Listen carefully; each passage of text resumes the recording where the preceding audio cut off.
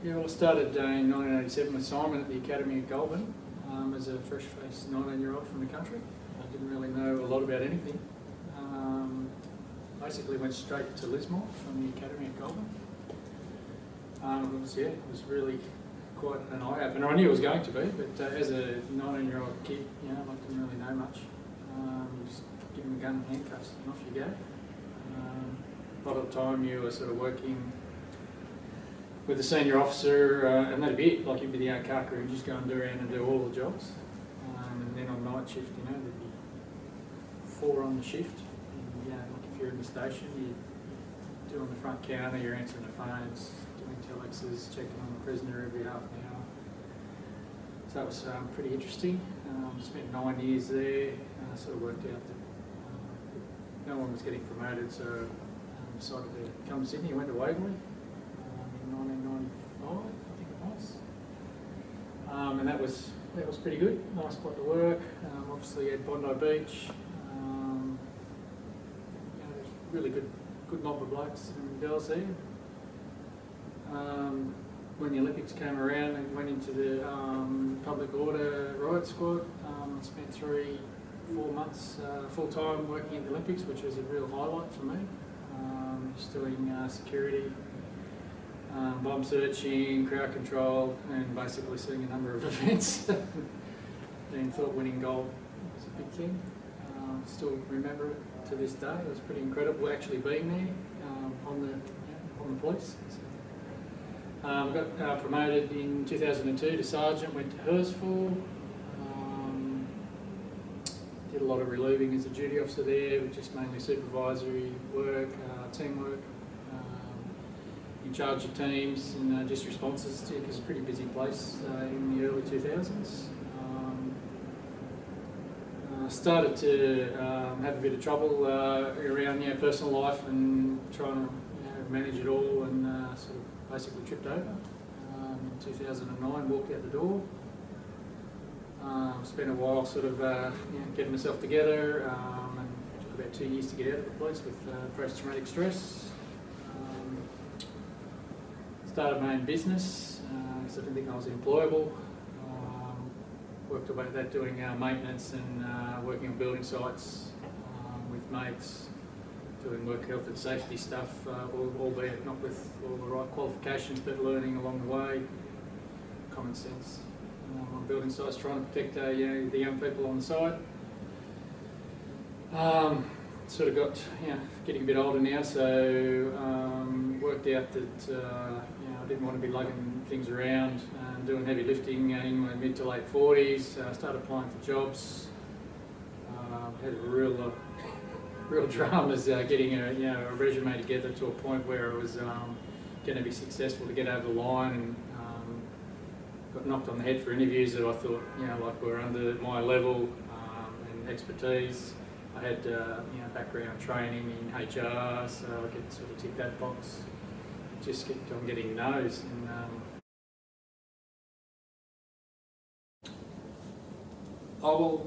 everything sort of came to a head for me at the time. Wasn't feeling well, sort of ostracising myself. Led to the breakdown of my marriage, which was 8-9 years ago, right at the same time as I left. I put together a resume and I applied for a few jobs, and I didn't even get a reply back at all, so that didn't really help. So that's why I thought I'll start something that I'll be in control of. I can organise all the people, all my contractors, and see where it leads. And it was good, obviously, for a number of years. For me, I didn't really have to report to anyone, and I was in charge of my own destiny. So hence why I started my own business and did all the compliance around that. Through the network, I spoke to John Holt, Darren Klosk, and a few mates that I'd worked with at Waverley. And I said, there's this program being run by Simon. I didn't know Sean at the time. I knew Simon from the academy and crossed paths every now and again, and knew where you were and who you were, and what your skill level was, and I didn't know you'd been in private for a long time. So I touched base with Sean, got on the program, which was, for me it was a big step. So lay everything on the table and pretty much explain that it was really hard to get a job outside the police, even though you thought you had the skills to get the jobs, albeit below what you were doing previously. So we did the program. Got my resume up to scratch, got a bit of confidence around interviewing techniques. Basically, it was through your contacts with corporate people, organisations like Job Adder and BGIS. I got an interview for BGIS and got it straight over the line. So 3 months down the track now, things look pretty good. To put yourself forward in the best possible light, getting your resume together so it was succinct, precise, and had all the information in it that a recruiter would be looking for. So a very professional approach. There's nothing that's changed, but it's just a more professional approach to putting yourself forward for jobs. If you don't have those contacts, you're beating your head up against the wall. Yeah, I tidied up my your approach and your interviewability resume, down from 5 pages to 2 pages of concise information. I learned later that really you don't go past the 2nd page of the interview. People are looking through 50 interviews. They don't want to see 5 pages about how good you were at golf or whatever the case may be. They want to find out what you can actually do in relation to the job description.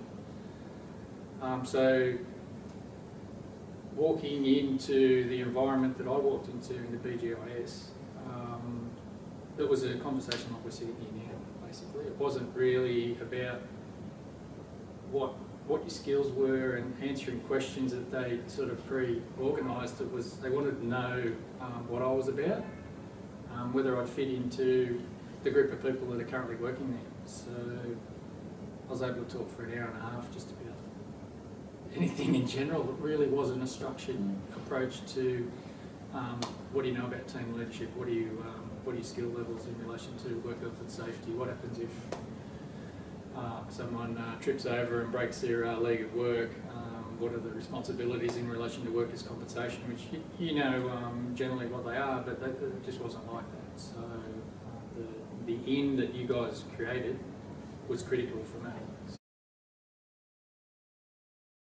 Well, it's a work health and safety and environmental coordinator of the police contract for Brookfield Global Integrated Solutions. It's a contract of 40 people for 790 sites throughout New South Wales. So basically compliance around police security vetting, induction training, making sure that all of the vendors, and there's 5,000 of them, individual contractors from over 100 companies that provide everything, facilities management, project management, so new builds of police stations, making sure that all of the facilities like the air conditioning are always working, and just general improvement to police station and the sites, because we've all been in police stations. They're not like this office or the BGIS office. They're generally a lot of old houses that have been sort of made to purpose, and just improving the working conditions for the police to make sure that they can do their job efficiently.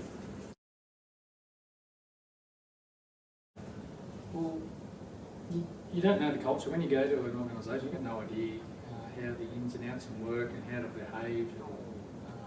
You basically, I picked out a couple of people that were really warming to me. Like when I first got there, you get to even when you walked into a new police station, I found you're quite stiff until you actually someone comes up and says g'day, and you actually start forming networks and relationship with people. But there was a couple of people that were really warming right from the start, so I just kept on chatting away to them and talking about, it's simple things like talking about the footy or the cricket or whatever, and you just find out you're on the same level, and they just happen to be the people that you need to know that have the information that you need to know. The questions, if you ask them a question, they're generally going to give you the answer, and you just find out who they are and actually go from there. And now, like, quite relaxed. And I started up a footy comp, like in the first month, like the police credit union footy comp, and just sent out an email, just things like that, because you don't have a lot to offer in relation to the work that you're doing and any advice. So I look to things that are easy and people will be interested in, and it was free, and just sent out an email in that regard. But you just need to pick the people that they're on a similar level, they're in the same area that you work, and you feel confident to be able to talk to them. A lot of the terminology in work health and safety is quite specific, so I've done a lot of reading. A lot of it stays in, some obviously slips, and you have to go back. I find myself Googling a lot of terms to make sure I know what it is, but just the actual terminology that you need to speak in that environment. And I've got a lot to learn. Like, it's going to be 12 months, I reckon, before I find my feet full. I've identified the people that I want to talk to, and I just go to them. Like, if I don't know, I'm not going to guess. If I can't find it, like on Google, that's a pretty amazing thing. Yeah, I've been looking at different spots. I mean, I've got training wheels for 6 months. It's not 3 months, so I've still got another 3 months to go.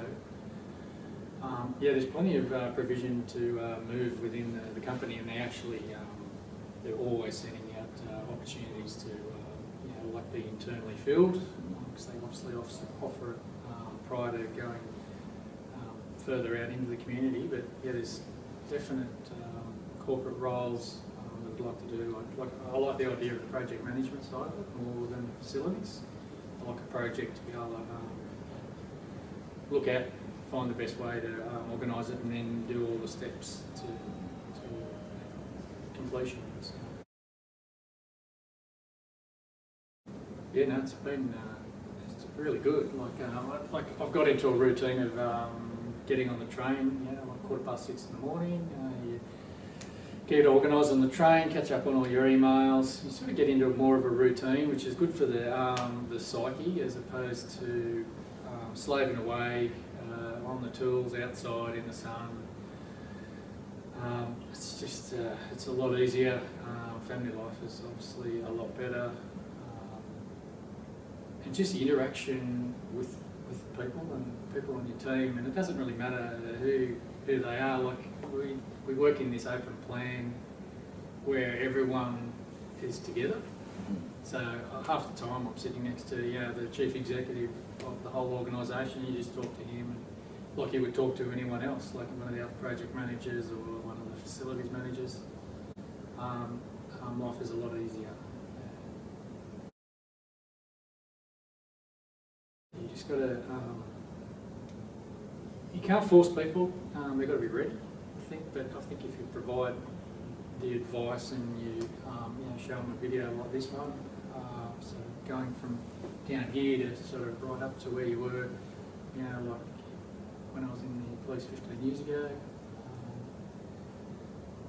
it's possible to get back to where you were. It's going to take a little bit of time. I'm sort of doing a sort of lower middle job as opposed to where I was, but there's plenty of room, and that's the excitement of being able to enhance my skills and get up to there again.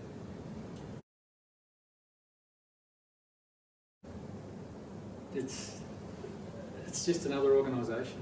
Just because you've been in the police, I don't know what all the perception is around it, but at the end of the day, if you can communicate effectively, have a skill base and a general knowledge about life and interacting with people, you'll be able to do anything really. I got my RPL in work health and safety. There was a number of other areas I could have gone into. I just found that it was a very easy in to get into the organisation that I'm in now, and then from there you can basically go to projects, facilities,